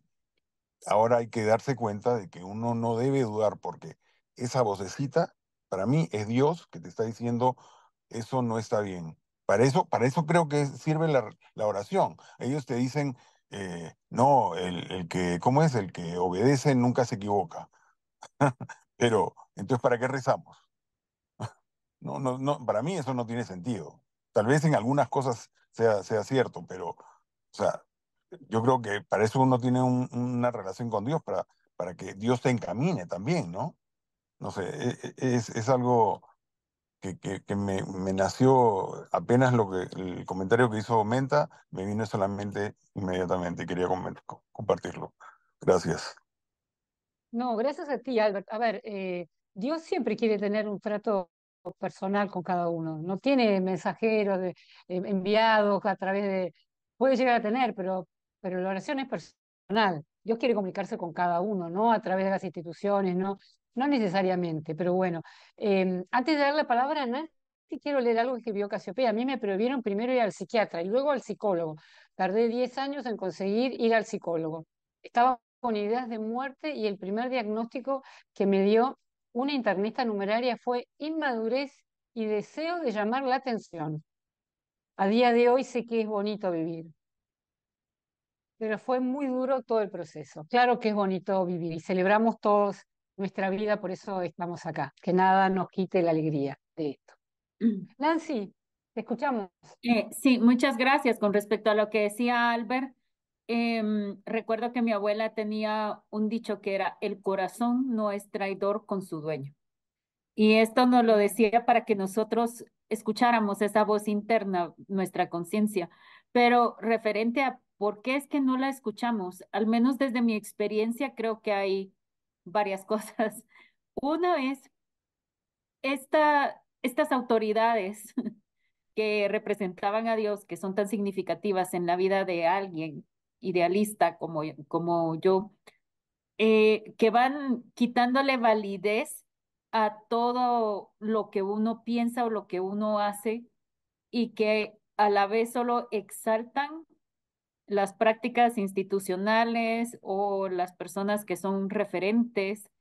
Y entonces, ese es lo primero, ¿verdad? Que pienso que dejamos de validarnos a nosotros mismos y llega una gran desconfianza de lo que pensamos, porque si esas personas que son tan significativas siempre te van diciendo que no, no, no, no, no, y uno quiere hacer lo que es bueno, entonces nos pasamos como al otro lado, ¿verdad? Nos vamos volviendo cada vez más débiles. Y de hecho, pues como les comentaba, dentro de mi terapia, una gran parte fue empezar a validar muchísimas cosas. Entonces creo que eso es lo primero. Y segundo, em, la cuestión de la unidad y lo que le decían a uno que antes de hablar mal de la institución o de tener un juicio crítico sobre la institución, que hacerlo era como tener un mal pensamiento sobre la dignidad de la madre de uno, ¿verdad? Entonces, ¿qué es lo que pasa? Que las personas que tendemos a ser leales, las personas que tendemos a ser leales, cortamos esos pensamientos de raíz, o sea, no llegamos, cortamos los juicios críticos. Y si te dicen que los juicios críticos son una cuestión que va en contra de la voluntad de Dios, que es una cuestión que es pecado, o sea, ese es el segundo factor. Y el tercero, la falta de tiempo para una reflexión personal y un discernimiento en silencio. Porque si uno va a retiro, contemos el número de meditaciones que recibimos, las charlas, etcétera. Aunque haya tiempo libre, realmente todos los pensamientos pues van a estar dirigidos por una temática. No es que haya un silencio verdadero para poder escucharla. Y en mi caso, para poder escuchar esa vocecita, tuve que decir no a los últimos medios de formación colectivos, ¿verdad? Curso anual, curso de retiro, porque quería escuchar. Tuve que dejar de utilizar un montón bueno, todas las revistas institucionales, los libros del fundador, etcétera, porque ya no soportaba. O sea, para mí lo que me dijo, es necesario, este silencio fue la sensación de saturación mental que llegué a tener y porque ya no podía ni pensar ni nada, o sea, y necesité todo de esto, ese silencio. Entonces, Albert, pues concuerdo contigo, uno dice, bueno, ¿por qué no la he escuchado? En mi caso, yo ya sé por qué es que no la escuché. Y reitero esa necesidad de que nosotros nos escuchemos y tengamos esos espacios de silencio y de análisis y que nos permitamos analizar. Por cierto, la última que fue mi directora, me dijo que pues todavía pueden recibir mi explicación acerca de lo que pienso que no funciona. Y hasta el momento yo no puedo terminar de escribir eso, o sea, no lo quiero hacer porque pienso que es un proceso de discernimiento, pero también todas estas sesiones les agradezco muchísimo a ustedes el trabajo que hacen, porque ayuda a discernir, a darnos cuenta qué fue, a explicarnos qué fue lo que pasó, porque al momento a uno tal vez no le parece racional lo que ocurrió o cómo lo vivió. Pero bueno, total, este es mi comentario y reitero mi agradecimiento pues a Ágora, a Grace, Marina, a Alicia también con todo mi corazón en este momento duro, a todos y todas de los que han estado trabajando en esto, ¿verdad? Pero aquí estamos, un abrazo. Gracias. Gracias. Gracias Nancy a ti. Y en realidad el agradecimiento es para cada uno de los que participamos, porque esto lo construimos entre todos con las historias de nuestras propias vidas, o sea, eh, todos sumamos, así que gracias a ti Nancy por compartir esta reflexión. Menta, te escuchamos nuevamente. Sí, pensaba un poquito en el tema este de esa vocecita interior de la que hablaba Albert y yo me acuerdo lo siguiente, ¿no? Cuando yo empecé a hacer terapia, lo primero es decir que a mí me dijeron de la asesoría, los trapitos sucios se lavan en casa. Entonces vas a ir a una psicóloga que es de casa. Bueno, yo fui, nada. Em, esa psicóloga compartía consultorio, o sea, era un departamento el consultorio, ¿sí? Y había dos habitaciones. En la otra habitación había una psiquiatra infantil.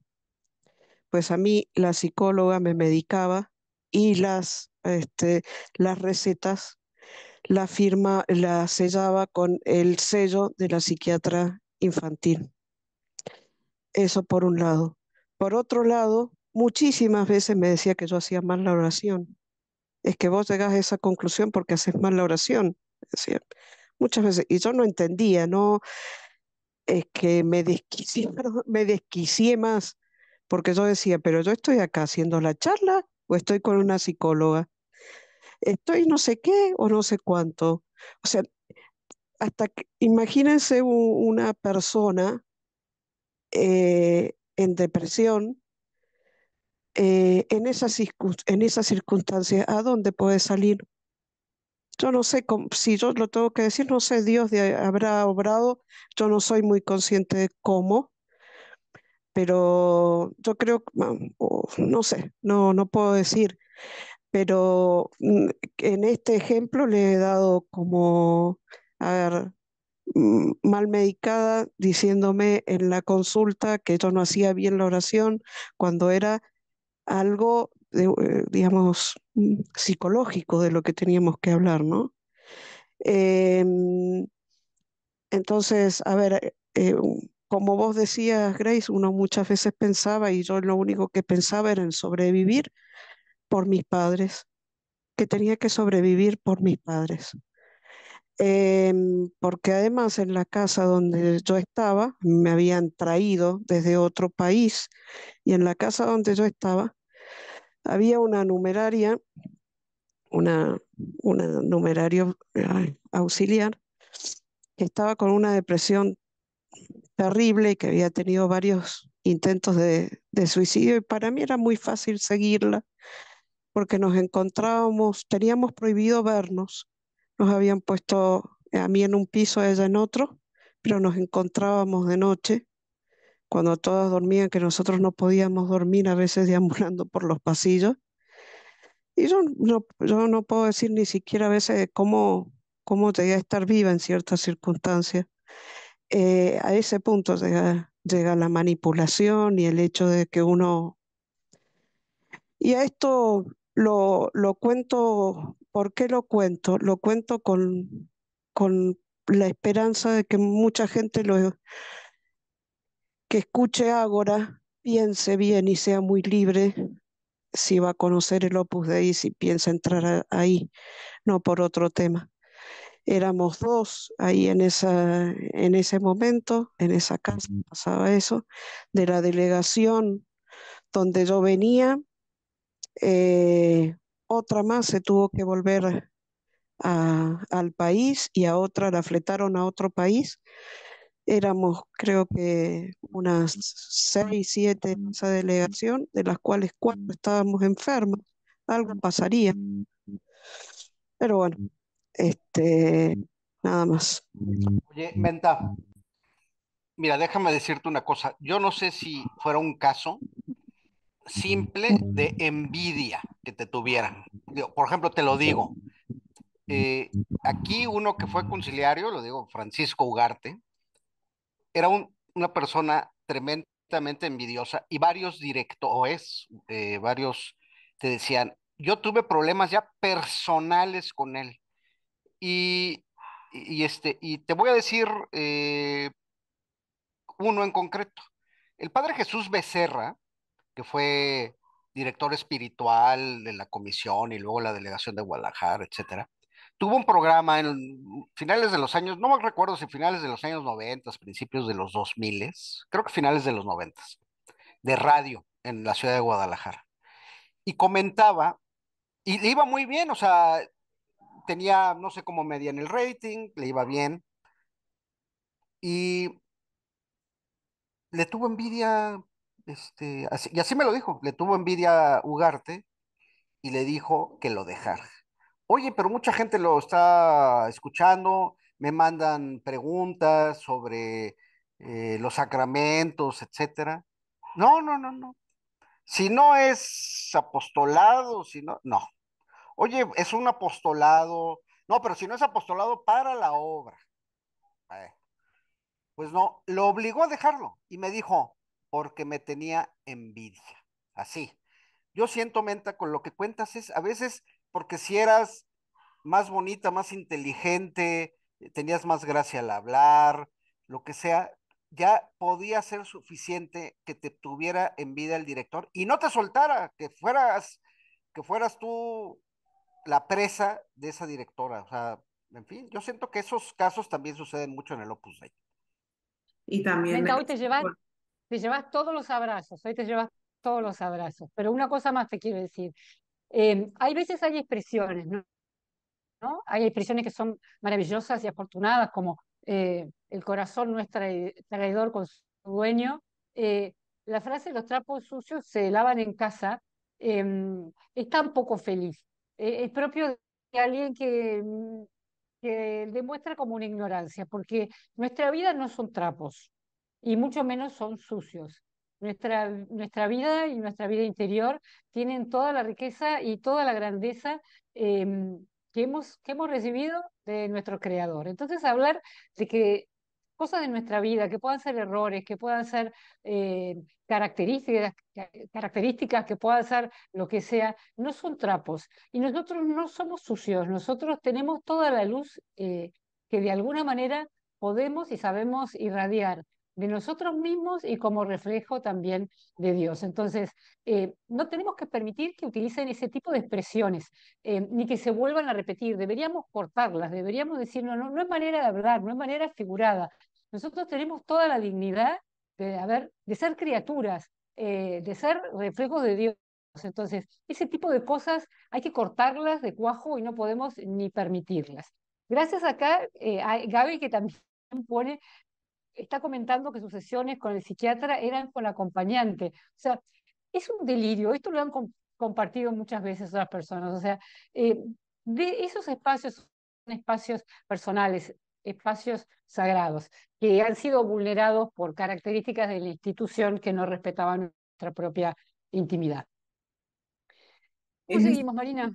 Sí, quería añadir una cosa respecto a eso, ¿no? Porque también la falta de información, ¿no? que teníamos sobre lo que es legal, lo que no es legal en una consulta médica, en una consulta con un psiquiatra, o sea, en una consulta con un psicólogo. Es importante también en ese proceso, ya sea de ayudar a otros o de ayudarse a uno mismo, informarse sobre eso y es una información que no se nos dio, que se nos quitó, ¿no? Y donde toda esa parte ascética, espiritual, al final dominaba, ¿no? Y estaba por encima del profesional al que acudieras, de que fuera un profesional adecuado para ti y que se cumplieran esas prácticas. Entonces, bueno, eso no quiero dejarlo pasar porque, como ha manifestado Menta y también lo han puesto en el chat, ¿no? Es una práctica que se dio, que sucedió y que está documentada, ¿no? Y espero que no siga sucediendo, no lo podemos saber, sinceramente, a no ser que sea a través de testimonios y de personas. Y animo también a las personas que nos escuchen que o bien estén en el Opus Dei o se hayan salido recientemente o estén tratando a otras personas, pues que se aplique la ética profesional, ¿no? Y que también cuando acudamos a un profesional nos fijemos en estas cosas porque es importante, pertenezca al grupo que pertenezca o a la ideología que pertenezca. Es muy importante informarse sobre todo esto y también quería recoger un mensaje que me han mandado por privado simplemente también para explicar que aunque estamos hablando de psicología y de todo ese proceso de reconstrucción, sabemos que hay muchas capas y muchas formas de reconstruir, ¿no? Y que la parte de terapia, la parte de psicología es una, pero que también hay muchas maneras en las que seguimos adelante en la vida, ¿no? Y que yo creo que también es bueno ver cuando uno quiere ir a un psicólogo, cuando no, lo que le ayuda y lo que no, y que tenga ese margen de actuación y a veces cuando desde fuera se lanzan esos mensajes sobre superación, supéralo ya, o ese tipo de cosas que pueden ser tan dañinas, tan revictimizantes, bueno, simplemente me gustaría enfatizar que ya sea creando un espacio como el de Ágora, ya sea compartiendo con nuestros seres queridos, siguiendo adelante con nuestra vida, ya hemos superado muchísimas cosas y no hay, no sé, no hay un listón al que llegar, ¿no? Creo que esto es algo que el Opus Dei también nos inculca mucho y que a veces incluso gente bien intencionada de nuestro entorno puede reforzar esa idea, como si hubiera que llegar a algún lugar, ¿no? Y creo que es algo peligroso, o sea, de verdad, para nuestra, o por lo menos para mí, lo es, no sé, lo comparto. De corazón, ¿sabes? O sea, creo que lo más importante es estar a gusto y vivir el día a día, ¿no? Y estar en paz con lo que uno es.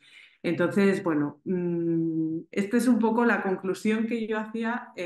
También tengo aquí algunas ideas, como os decía antes, sobre cómo un grupo libre y religioso puede convertirse en un monstruo autoritario. Si queréis, os las puedo leer o si queréis, podemos cerrar y seguimos otro día. No sé, ¿qué piensas, Grace? ¿Qué pensáis todos? No sé cómo estamos de tiempo porque nos queda poquito, pero siempre está bueno dejar como algo para seguir generando la participación, ¿no? Por ahí se puede compartir algo en la parte que dejamos siempre aquí abajo, pero yo te animo que todos estos análisis que han sido tan maravillosos lo podamos seguir desarrollando con mucha calma y con la participación de todos también, porque fíjate cómo, Marina, cómo cada uno de los enunciados trae a colación enseguida anécdotas o participaciones de personas que levantan la mano o gente que escribe o gente que... Hay como anécdotas a borbotones, ¿no? Porque creo que forma parte también de nuestra sanación, el poder hablar, el poder compartir y poder respetar los propios tiempos, porque como muy bien dijiste, hay gente que trata de animarnos y decir, bueno, vamos a dar vuelta a la página, para adelante, vamos, la vida sigue, Sí, no. pero cada uno tiene sus tiempos y hay heridas que necesitan un tiempo lógico y normal de sanación, de poder cerrar, de poder restaurarse. A una planta uno no la tira para arriba para que crezca porque la arranca, entonces respetemos los tiempos que cada uno necesita. Em, Albert, te escuchamos y ya vamos haciendo nuestro cierre por hoy. Yo solo voy a ser muy sucinto. Quiero, bueno, decirle a Marina que sí, de mi parte, que adelante, que aproveche y diga ahora lo que tenía que decir. Pero también el padre Agustín nos ha mandado un enlace, creo, y las encíclicas o sea, miren, todo esto que ha pasado con el Opus Dei ha sido horrible. ¿Y qué nos ha mandado Dios? Un papa maravilloso, el Papa Francisco, que escribe encíclicas y cartas a nosotros mismos para ayudarnos. Y no tenemos la costumbre de leerlas. Y ahora el padre Agustín nos está recordando que él ya ha hablado de ese tema. Así que acordémonos de que el Papa Francisco no, está para ayudarnos y no perdamos esa oportunidad, ¿no? Eso era todo, gracias. Gracias, gracias. Mendieta nos recuerda que eso de tirar la planta para arriba lo llamaban en el proselitismo, quemar etapas. Sí, pero quemar etapas era quemar a la gente, era quemarla, ¿no? Era simplemente algo que hubiera podido ser interesante o algo que hubiera podido llevar un discernimiento, terminaba siendo en un agobio y en un respetar a las personas. Bien. Bueno, Marina, si te Mira, parece, sí, sí. bueno, yo siempre, como si queréis podemos dejar esta parte del grupo para otro momento y así cerramos. Ahora podemos estar un rato charlando y simplemente quería agradecer a las personas que nos hacen llegar. Yo a veces intento meter todo el material también como por reconocimiento y por trabajar todos los materiales que nos hacen llegar. Pero no pasa nada, o sea, lo podemos seguir charlando en otro momento, hablar más sobre esa parte grupal, etcétera, que creo que también es un tema interesante. Y bueno, por mi lado, genial dejarlo aquí y haber tenido esta conversación con todos, de verdad. Muchísimas gracias por todo lo que habéis compartido. Gracias, gracias a todos y gracias a vos, Marina, por todo esto. Y queda pendiente, ¿eh? No queda en el olvido, queda pendiente. Aquí ahora nos recuerda que una vez que finalicemos, hay un espacio para tertulia. Recuerden que no es anónima, sino que cada uno participa, es parte con su cámara, con su micrófono, manera de que sea también un espacio absolutamente seguro. Bueno, yo aprovecho para despedirme de ustedes por un tiempito porque me voy de viaje. Entonces, los voy a extrañar, pero no voy a estar participando hasta que no regrese. Si puedo, me conecto por esos mundos, pero bueno, los voy a extrañar y los llevo en mi corazón porque ustedes también son parte de mi sanación. ¿A dónde Y te lo vas, Grace? digo con todo Buen cariño. viaje, Grace. Que Dios te bendiga. Gracias, gracias. Que Me voy a disfrutes mucho recorrer tu por ahí, viaje, por esos Grace. mares. ¿Vas Gracias, gracias. por Pero los los llevo siete a todos mares o qué conmigo, ¿eh? dijiste? No, tanto como los siete mares, no, me voy a cruzar para el viejo continente, para nosotros viejo continente. Así que estaré por ahí recorriendo Buen y viaje. disfrutando mucho eh, de eso. Gracias, gracias a todos. Así que bueno, gracias por este encuentro de hoy. Le mandamos un saludo y un abrazo muy especial a Menta y gracias, gracias.